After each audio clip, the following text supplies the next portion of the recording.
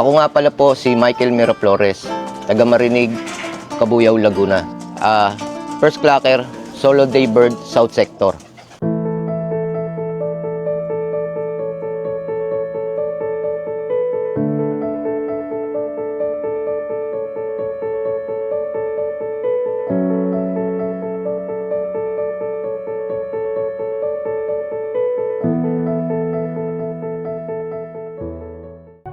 Kilala ng lahat sa mundo ng ibon.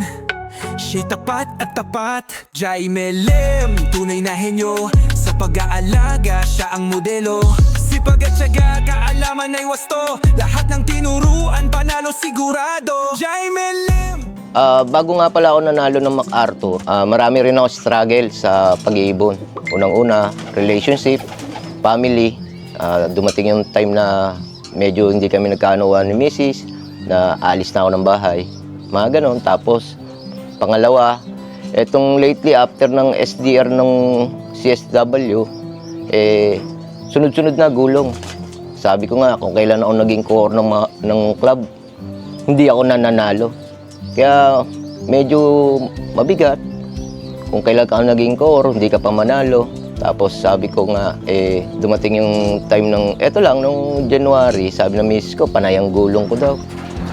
Ay ko, sige, hayaan natin, meron pa ako isang bala, may isa pa akong chance. Eto nga, yung MacArthur. Sa awa ng Diyos, napagbigyan naman ako. Sabi ko nga sa ibon, mag-clock ka lang, masaya na ako. Yun, inuwi naman ako ng ibon. First clocker sa PHA, Solo Daybird ng South Sector. Kaya masayang-masaya ako at kahit papano, kahit nagpagulong-gulong ako nung una, yung dream ng isang magkakalapate na maging manalo sa isang event katulad ng PHA, napagtagumpayan ko naman kahit papano nakabawi naman. Na, ayun nga po, nabigay ko yung pangalan na Gracia, kasi po, makakatulong po sa buhay namin mag-asawa. Katulad ng pagpapagawa ngayon ng bahay, dream po kasi namin yon. Ayun po, na bigyang katuparan.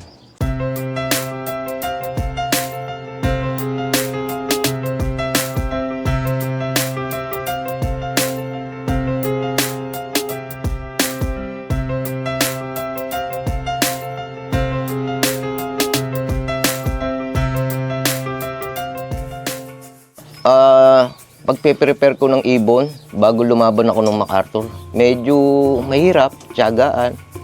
Kasi nagsimula yan nung SDR, laro namin ng BBC. Actually, naka-banded siya ng BBC and MacArthur. So, nung laro ko sa BBC, smooth lang naman yung takbo niya. Nanalo rin naman siya sa tag team. Katag team niya yung kalahi niya. Nag-pulling winner yung kalahi niya. Tapos siya naman, katag team. Pero ang takbo ng ibon ko, smooth lang. Etong nag-MacArthur. Okay naman. Okay naman yung lipad niya. Medyo mabagal. Hindi nagpapakitang gilas. Kaya ako kasi kung sino yung weak, doon ako nagtututok eh. Doon ako medyo binabantayan ko yung galawan ng mahihina para sa akin. So sa conditioning, simple lang naman ako eh. Wala akong masyadong synthetic na ginagamit. Mostly mga multivitamins lang na hindi nakukuha sa mga herbal masyado. So, mga B12, B-complex, hanggang doon lang naman ako eh. Saka yung electrolyte, Yakult, probiotic, mga ganun. So, ang kondisyon na ginawa ko dyan, yung normal lang nila. Kasi pag training lang naman, ako, mostly ang ginagawa ko plain lang, plain water, tas patukal lang. Para makita ko yung lakas ng ibon. Tapos pag malapit na mag-derby, magpapasok na ako ng pots, carbo, para medyo magkaroon ng katawan, may susunugin na sila kahit papano, last 3 lap. Para pagpasok ng derby, parang walang nabawas sa kanila. Tuloy pa rin yung lakas nila. So nangyari nga, pagpasok namin ng derby sa BBC, medyo struggle po talaga ako kasi ano sila eh, minsan nagkakasakit, minsan talagang mababagal. Sabi ko, parang hirap ako dito manalo. So pagdating ng derby nga po, etong MacArthur ko, na-cut off. Contender din siya sa mga palaro, pero nakatop siya ng kalbayog. Ang nakakatuwa sa kanya, nung nakatop siya, sabi ko, hindi yata uuwi yung ibon. Yun. Pag akyat ko, wala pa nga rin, gabi na. Tapos nanood na lang akong TV. Paglabas ko ng 8, nakita ko uli siya. Kaya tinawag ko siya, sabi ko, Miss Nightbird. Kasi 8 talaga, literal, 8 na talaga siya dumating. Kasi wala siya nung 6 hanggang 6:30, wala akong nakita hanggang dumilim. Nung tumingala ako bago ako umalis, kasi nga nag-MC taxi ako, nakita ko na lang, nasa kable na siya. Tapos inilawan ko yung loop, hindi siya na siya pumasok. Binibiro nga ako ni Mrs. na nahihiya yan kasi late na. So okay lang. Sabi ko, wala nang chance sa lahat kasi siya na lang yung live ko. Pagdating ng Tacloban, may 3 pa ako na isampa. Si Serga, tapos si Gracia, saka yung kuya nila, si Dahilan. Ang umuwi sa akin, si Serga, nakakatuwa rin yung ibon na yon kasi fighter. Kahit na baril na, napahinga ko, tapos bibiglayin mo lang ng Tacloban. Kumbaga, 50-50. Pero umuwi pa rin yun si Serga. Na-out na nga pala yun.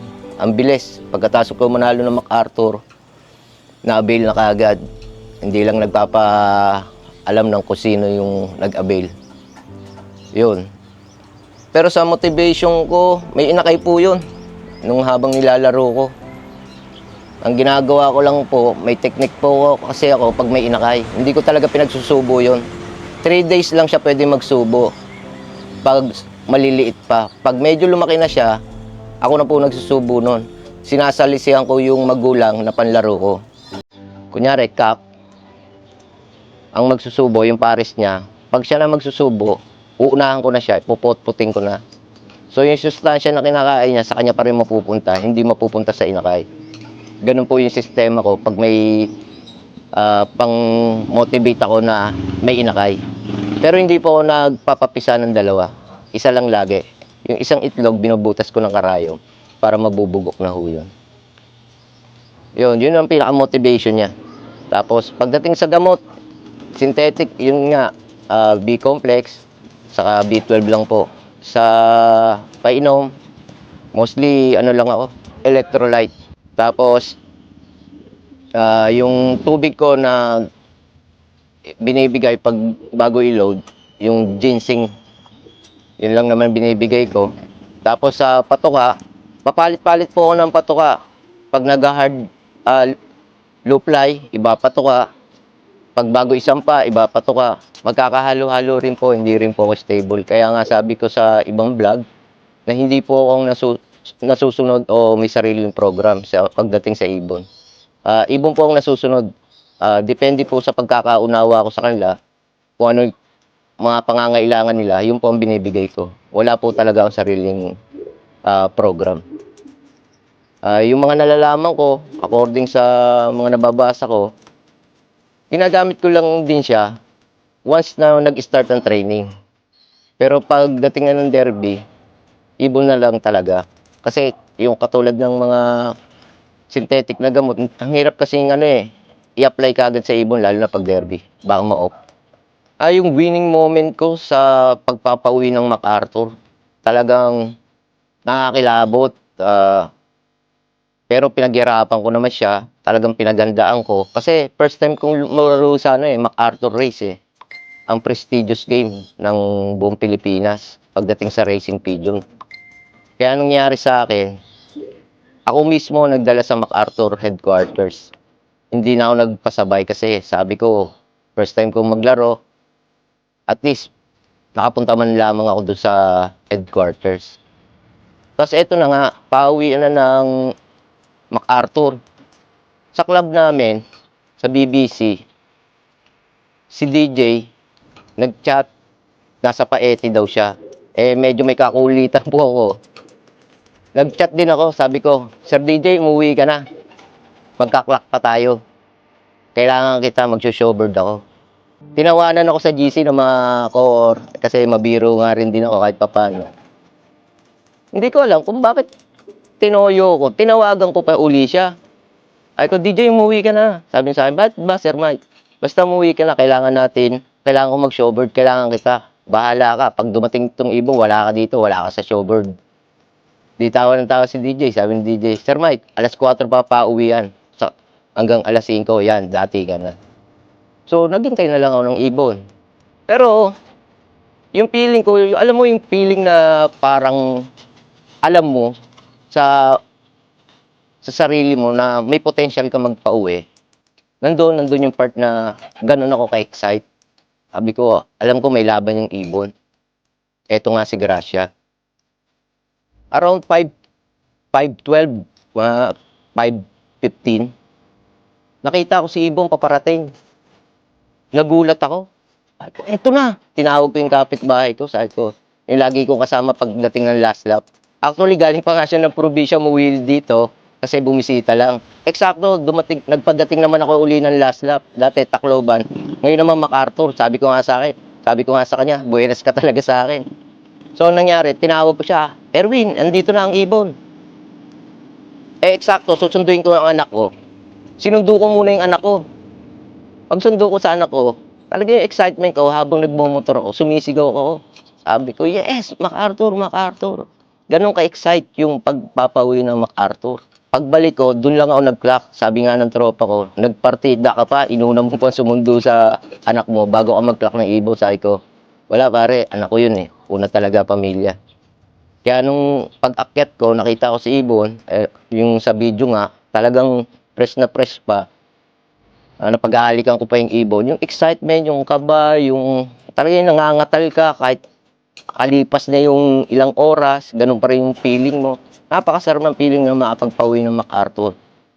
Akala ko nga, talaga may hirapan ako. Sabi ko nga sa ibon, mag-clock ka lang, masaya na ako. Surprisingly, binigyan ako ng biyaya ng Diyos. Eto nga si Gracia. Hindi lang basta clock. Daybird siya, 800 plus ang speed, first clocker sa buong PHA. Tapos, solo daybird ng South Sector. Kaya masayang-masaya ang paglalaro ng MacArthur. Very memorable sa akin tong moment na to.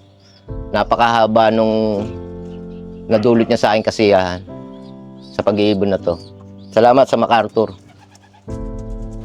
Itong ibon na to, ano lang, small body lang siya. Hindi siya buoyant. Semi-slim.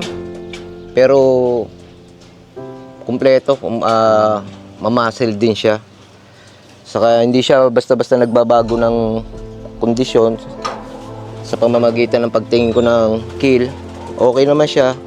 Kaya lang eto, medyo nag-dirt ng konti nung pagkataas ng MacArthur.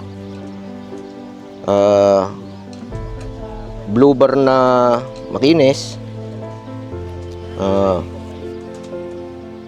Malaki mata, malaki talukap. Ang line niya is Colson Arden. About sa ibon ko, yung sinasabi natin yung parang may hint na eto si ibon na to may laban. Actually, mahirap makita sa ibon yun. Pero meron naman talagang mga sign na katulad ko, hindi naman ako big loop, konti lang ako maglaro. Kaya nga sabi ko sa mga ibang nakakilala sa akin, ako kasi Dre, ayoko nang masyadong marami. Ang hirap magtutok sa ibon. Kada isa kasi, babantayan mo yan. Titignan mo yung behavior. Parang ganito, yan, may kabaitan siya.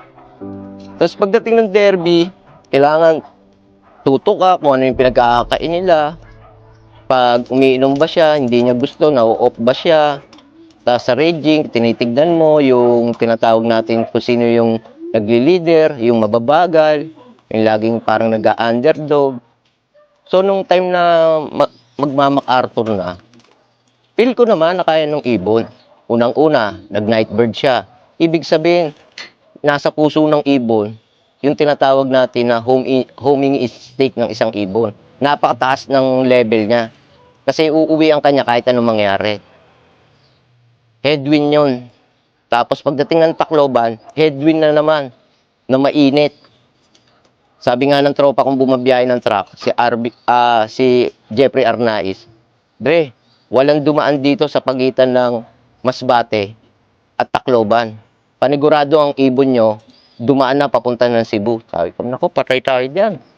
So, anong nangyari? Hintay pa rin ako. Sinaga ko pa rin. Ayun, na-late siya, mga 1 oras sa cut-off. Ay ko, wala na talaga, talo na talaga. Pero makikita mo naman talaga yung determinasyon ng ibon. Pagdating niya, wala siyang putik. Tapos kahit late siya, intact pa rin yung, kumbaga, maganda pa rin siyang tumindig, hindi siya ganun ka-stress, hindi nakabuka ang pakpak. Sabi ko, may laban tong ibon na to. Sabi ko, sana pagdating ng MacArthur, may chance pa tayo. Kaya simula nung Tacloban, wala naman kasing pahinga eh. Pagkatapos namin ng Tacloban, diretso na ng 1 week lang, diretso na kaagad ng ano eh, MacArthur.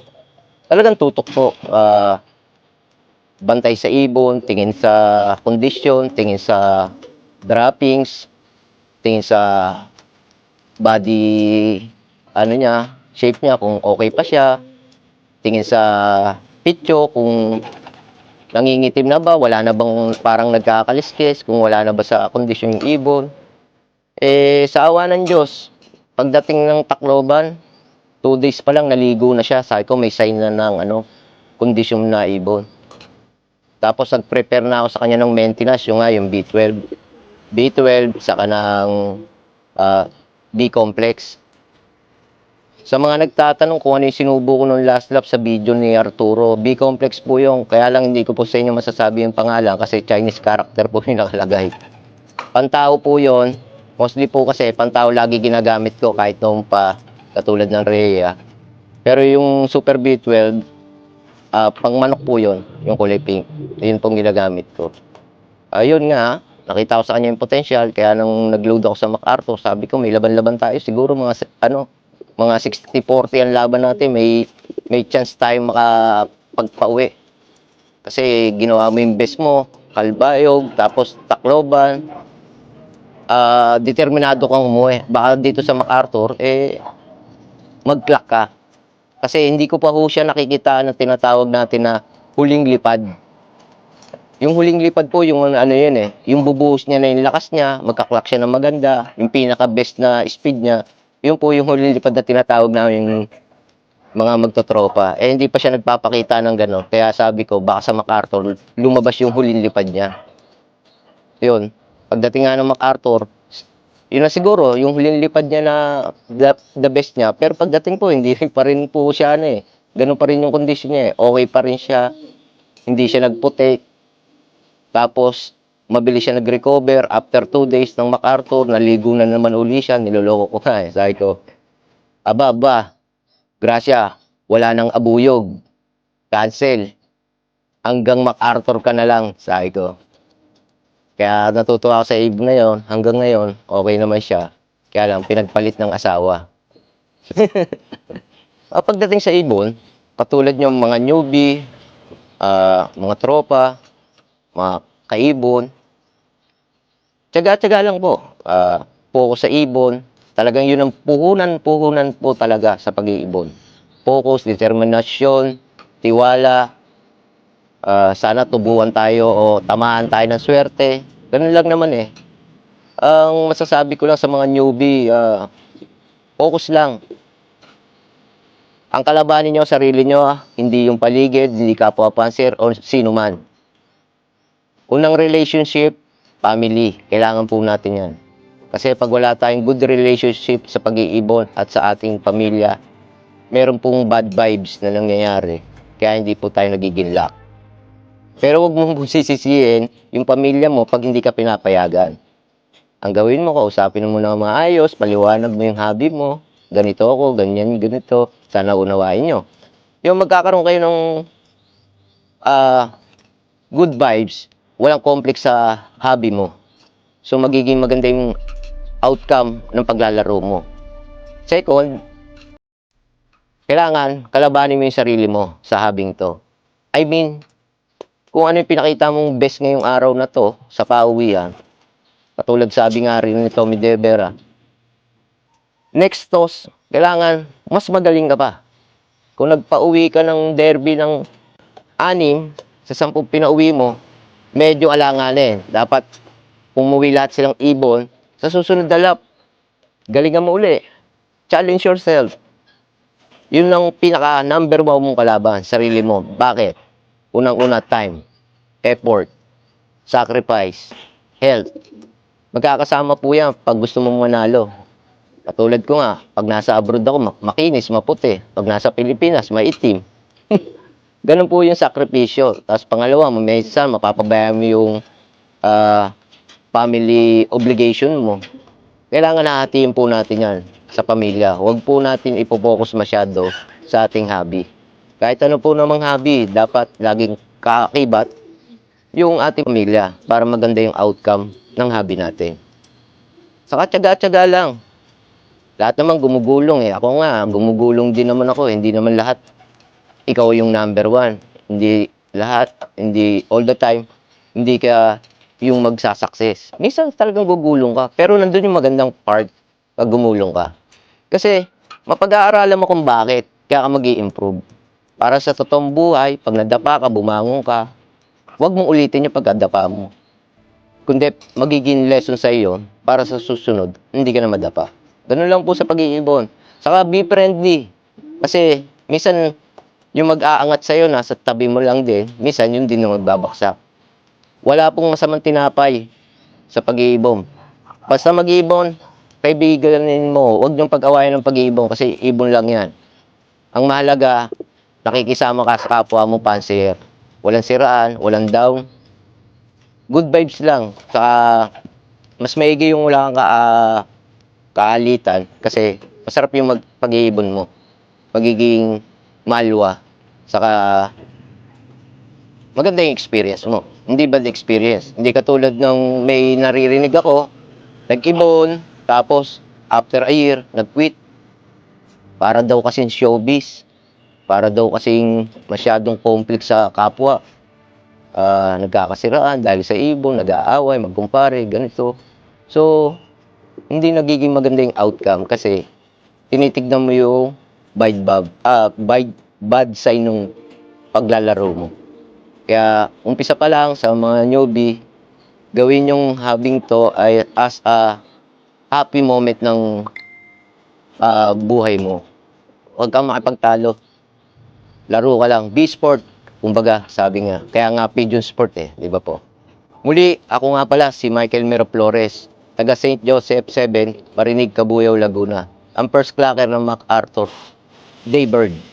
Sa South Sector.